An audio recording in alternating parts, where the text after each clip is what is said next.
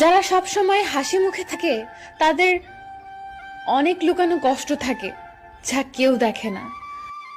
রাগ অভিমান করা তার সাথেই মানায় যে রাগের মূল্য দিতে জানে।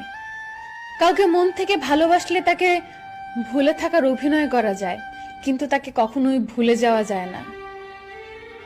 সম্পর্ক ঠিক রাখতে হলে একে অপরের দোষ না খুঁজে পরস্পরকে বোঝার চেষ্টা করা দরকার।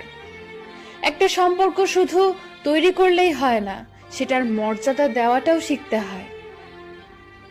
চাহিদার বেশি কারো খোঁজ খবর নিতে যাবেন না, তাহলে তার দাম বেড়ে যাবে, তখন আপনি নিজেই কষ্ট পাবেন।